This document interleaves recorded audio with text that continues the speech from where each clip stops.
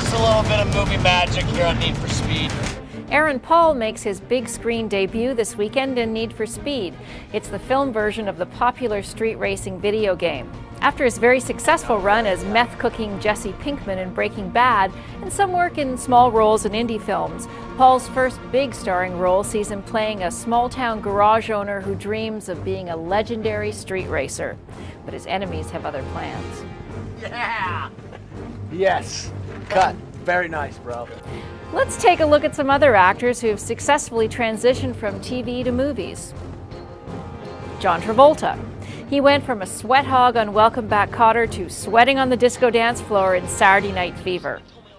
George Clooney was a Playboy physician, Doug Ross, on medical drama ER. He eventually cleaned up his act and checked out for Hollywood. The star of The Descendants, Up in the Air, and Michael Clayton has done all right for himself. Denzel Washington also got his start with a medical drama. It was called St. Elsewhere, and he broke out on the movie screen with Spike Lee's Malcolm X. Will Smith went from the wisecracking Fresh Prince of Bel-Air to the Men in Black franchise, and he impressed critics in I Am Legend and The Pursuit of Happiness.